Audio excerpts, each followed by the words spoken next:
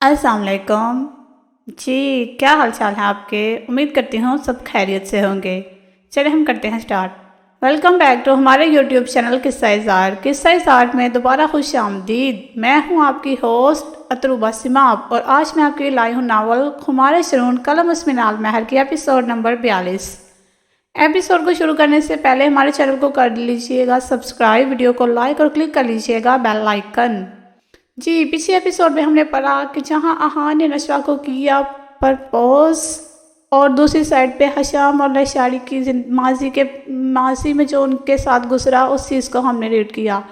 तो चले नावल में आगे इनकी ज़िंदगियाँ क्या रुख ले रही हैं ये जानने के लिए चलते हैं नावल की तरफ। माजी स्पेशल। आलम अफंदी और यूसुफ अफंदी दोनों भाइयों में मिसाली मोहब्बत थी। दोनों एक दूसरे पर जान मारते थे। आलम अफंदी के 3 बेटे शहीर, कबीर और शाहवेज थे, जबकि यूसुफ और रुबीना की महज 2 बेटियां थीं, शीरी और मानूर। शहीर के पसंद पर शीरी को उनसे मंसूब कर दिया गया। शीरी सुलझे हुए मिजाज की लड़की थी। उसके बरक्स मानूर शौक चंचल तबीयत की मालिक थी। जिंदगी बहुत ही पुरसुकून थी। जब रुबीना बेगम अपनी बहन की मौत के बाद उनके दोनों बच्चों आयशा और हमाद को अपने हमरा ले आई। उनका बाप अच्छी तबीयत का मालिक नहीं था। उनकी बहन ने सिसक कर ज़िंदगी गुजारी थी। रुबीना बेगम ने बहुत बार उन्हें लैदगी का मशवरा दिया था, मगर उनका कहना था यह सब उन्होंने खुद अपने गले डाला है। वो सारी ज़िंदगी उसको खुद को सज़ा देना चाहती थी। उन्होंने अपने माँ बाप के खिलाफ जाकर शादी की थी। शादी के बाद उन्हें अच्छे से उस इंसान की खसलत का अंदाज़ा हो चुका था। इस तरह उनके दोनों बच्चे रुबीना बेगम अपने पास ले आई थी, क्योंकि उनके बाप को उनसे भी कोई लगाव नहीं था। उन्हें पैसा चाहिए था जो उन्हें मिल चुका था। उनकी ज़िंदगी में बचाल तो तब आया जब आयशा की पसंदीदगी शहीर की तरफ बढ़ने लगी, जो न जाने कितनी ज़िंदगियों को तबाह करने वाली थी। शहीर और शेरी की मंगनी को 5 साल होने वाले थे। शहीर ने यूसुफ के घर में कदम रखा। जब पहली ही नज़र सोफे पर बैठी शेरी पर पड़ी, उनके होंठों को मुस्कान ने छुआ। वो कदम ब कदम चलते उसके नज़दीक आ गए। जो रजिस्टर खोले कुछ लिखने में मसरूफ़ थी, वो उनका आना ना नोट कर सकी। हाय प्रीटी गर्ल, क्या कर रही हो? वो बिल्कुल उनके करीब झुक कर बोले। वो अपनी जगह सटपटा कर रह गई। क्या करते हैं शहीर, हमें डरा कर रख दिया। वो झुकी पलकों समेत बोली, उनके दिल में उतर रही थी। तुमसे बात करने आया हूँ। उसके झुके सर को देखते असल मुद्दे की तरफ आए। शीरी ने झुका सर उठाकर उनकी तरफ सवालिया निगाहों से देखा। भाई, अब तुम अच्छी खासी बड़ी हो चुकी हो, अब मैं और इंतज़ार नहीं कर सकता, इसलिए बाबा जान से हमारी शादी की बात करने वाला हूँ। वो उन्हें ऊपर से नीचे तक देखते मानी खजी से बोले। शीरी ने लचाकर हाथ में पकड़ा रजिस्टर उनके कंधे पर मारा। कितने बेशर्म हैं आप, वो दांत पीसती हुई बोली। शुक्रिया माय लेडी, ये एहसास बख्शने के लिए। वो सर को झुकाकर बोले। ओके, चची से मिलकर आता हूँ। उन्होंने खड़े होते फ्लाइंग किस उनकी जानिब उछाली। शीरी ने सटपटा कर इधर उधर देखा कि कहीं कोई इर्द गिर्द मौजूद तो नहीं। शहीर उनके अंदाज पर मुस्कुराते हुए ऊपर की जानिब बढ़ गए। शीरी ने शर्मा कर हाथों में चेहरा छुपा लिया। शहीर रुबीना बेगम से मिलकर निकला तो उनकी नज़र आयशा पर पड़ी। कैसे हो बच्चे, पढ़ाई कैसी जा रही है? वो धीमी आवाज़ में उनसे मुखातिब होते हुए बोले। मैं ठीक हूँ शहीर, आप कैसे हैं? वो टिकटकी बांध उन्हें देखती हुई बोली। उन्होंने उसके सर पर चिपत लगाई। वो कई बार उसे टोक चुके थे कि उसे बाई बुलाए, मगर शायद वो सुनते ही नहीं थी। शहीर को उससे हमदर्दी थी, इसलिए वो अक्सर उससे प्यार से मुखातिब कर लेते थे, मगर उनकी बातों में बाइयों वाला मान होता था जिसे वो सिरे से देखना ही नहीं चाहती थी। ये बात जानने के बावजूद कि शीरीन से मंसूब है, उससे कोई फ़र्क नहीं पड़ता था। ज़िंदगी में इतनी तलखियाँ देखी थी कि अब वो हर हाल में खुशियाँ चाहती थी, चाहे वो किसी की मुस्कुराहट छीन कर ही क्यों ना हासिल हो। ठीक 2 दिनों बाद आलम और सदर शहीर के स्टार पर शादी की तारीख रखने यूसुफ के घर पर मौजूद थे। उन्हें क्या तरास होना था, यूँ 1 महीने बाद की तारीख तय पा गई। ये खबर सुनते ही आयशा गारों पर लौट गई। अब वो कैसे कुछ सोचती हुई रुबीना बेगम के कमरे में मौजूद थी। खाला, उसने आंसू भरी आंखों से उनकी तरफ देखा। रुबीना बेगम ने तरफ कर उसे गले से लगाया था। अपनी बहन से किया वादा वो कभी भूल ही नहीं सकती थी। उन्होंने बच्चों की तरह उन्हें पाला था। क्या हुआ मेरा बच्चा, किसी ने कुछ कहा है? वो उसके सर पर प्यार से हाथ फेरती हुई बोली। खाला, प्लीज़ शेरी की शादी रोक दें, उनके सीने से लगी रोती हुई बोली। कैसी बातें कर रही हो आयशा, ऐसा नहीं कहते। उन्होंने न रूबरू कर सख्त तनबीह की। खाला, मैं आपके आगे हाथ छोड़ती हूँ, आप मेरी बात मान जाएं, क्योंकि मैं शहीर को पसंद करती हूँ। प्लीज़ खाला, मेरी खुशियाँ मेरी झोली में डाल दें। उनके डालने पर भी उनके अंदाज में रत्ती बराबर फ़र्क ना आया। आयशा, ये फतूर किसने तुम्हारे दिमाग में डाला? کیا تم نہیں جانتی کہ شیری پچھلے 5 سال سے شہیر کے ساتھ منسوب ہے؟ پورا خاندان جانتا ہے یہ بات۔ تم کیا چاہتی ہو کہ لوگ میری معصوم بچی کے کردار کو نشانہ بنائیں؟ ہم نے آج تو آپ کے منہ سے یہ بات سن لی، آئندہ نہیں سنوں گی۔ جائیے اپنے کمرے میں۔ مجھ سے سخت غصے سے گھورتی جانے کا اشارہ کر چکی تھی۔ عائشہ روتے ہوئے وہاں سے جا چکی تھی، مگر وہ سمجھی بالکل نہ تھی، جس کا نتیجہ انہیں شام تک مل گیا۔ وہ نیند کی گولیاں کھا کر خودکشی کی کوشش کر چکی تھی۔ سارے گھر والے پل میں پریشان ہو چکے تھے۔ اسے جیسے ہی ہوش آیا، اس سے روبینہ بیگم سے ہی ملنے کی خواہش ظاہر کی۔ روبینہ بیگم تھکے سے انداز میں اندر آئی تھی۔ مجھے شہیر دے دے خالہ، ان کے قریب آنے پر دونوں ہاتھوں کو بمشکل جوڑ کر بولی، کیونکہ ایک ہاتھ پر ٹرپ لگی ہوئی تھی۔ یہاں آ کر وہ ہار گئی تھی۔ اپنی بہن سے کیا وعدہ یاد آنے لگا۔ وہ بہت کچھ سوچ چکی تھی اور اپنی سوچ کے وہ جلد ہی اپنی جامہ پہنانے والی تھی۔ یہ اس دن سے اگلے دن کی بات تھی۔ روبینہ نے شیری کو اپنے پاس بلایا، اس کا ہاتھ اپنے ہاتھ میں تھامتی اپنے نزدیک بٹھا گئی۔ انہوں نے غور سے اس کا چہرہ دیکھا۔ اس کی اور عائشہ کی عمر میں محض 1 سال کا فرق تھا، مگر وہ جانتی تھی کہ شیری عائشہ سے کہیں زیادہ سلجھی ہوئی طبیعت کی مالک ہے۔ شیری، میری گڑیا، میری بات دھیان سے سننا اور اپنی ماما کو غلط مت سمجھنا، انہوں نے بولنے سے پہلے تمہید باندھی۔ شیری نے سوالیہ نظروں سے ان کی طرف دیکھا۔ میں نہیں جانتی کب اور کیسے عائشہ کے دل میں شہیر کی محبت جاگی۔ تم دیکھ چکی ہو اس کی انتہائی حرکت۔ اگر اس کی شادی شہیر سے نہ ہوئی، وہ دوبارہ بھی ایسی کوشش کر سکتی ہے۔ مجھے پتا ہے میری شیری بہت سمجھدار ہے، وہ ضرور سمجھے گی۔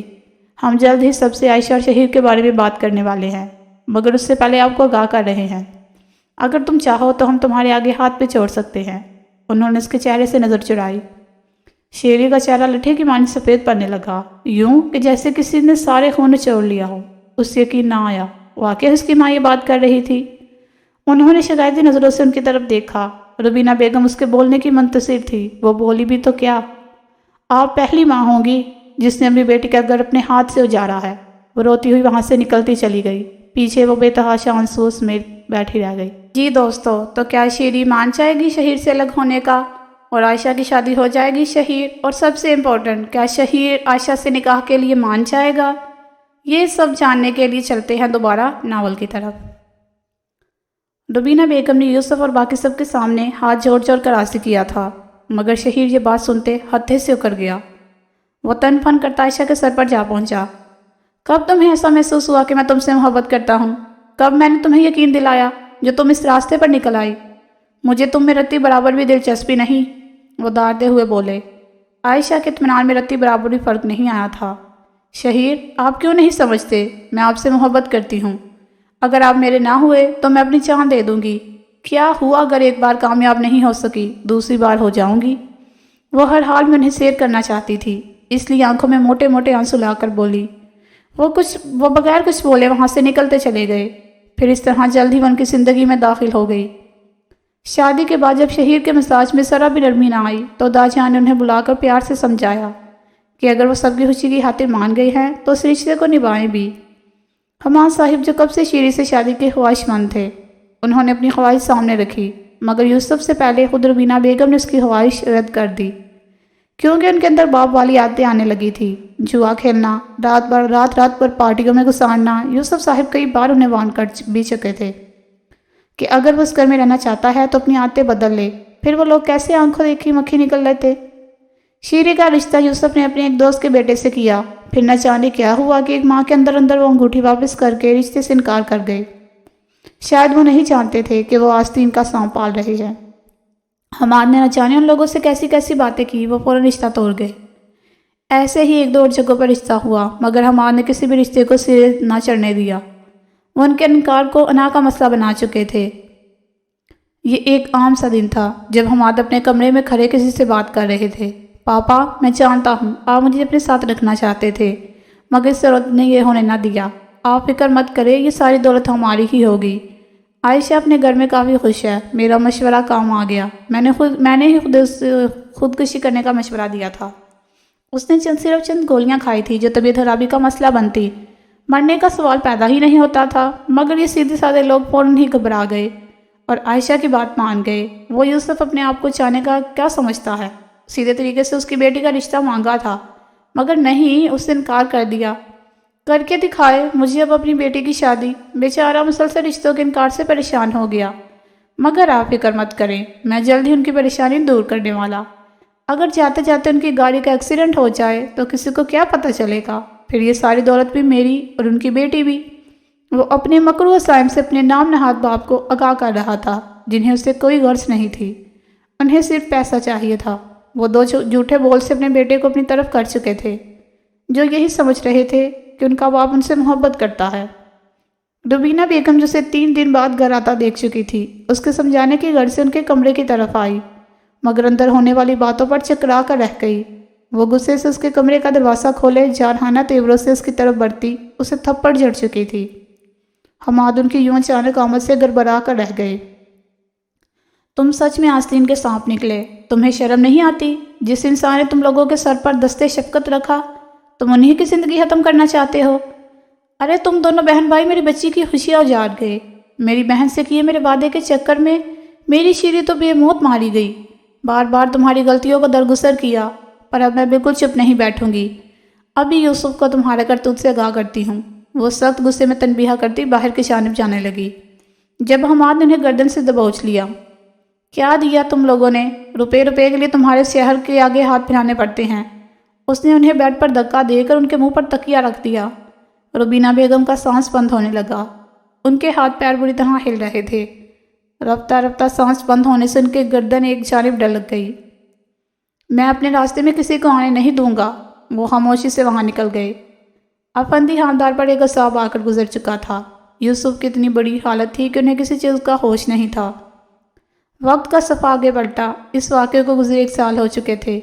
शीरी के इसरार पर उन्होंने मानूर की शादी बगैर शोर शराबे के सादगी से शावेज से कर दी। शीरी और यूसुफ इस जगह को छोड़कर शहर से दूर जा बसे। यूसुफ लोगों की शीरी पर उठती उंगलियां थाम नहीं सकते थे, इसलिए कुछ अरसा सबसे दूर चले गए। इनकी जिंदगी में जैसे सुकून खत्म हो चुका था। जी तो कैसी लगी आज की एपिसोड, कमेंट सेक्शन में ज़रूर बताइएगा। आज के एपिसोड तो काफ़ी कॉम्प्लिकेटेड रही, यानी मासी में इतना सब कुछ हो गया जिसका असर हाल में हो रहा है, इसीलिए ही इतनी गलत फहमियाँ थी सबके दिलों में। चले ये मासी का जो भी गलत फहमियाँ जो भी हो चुका, इनका हाल में क्या असर होगा आगे वो जानने के लिए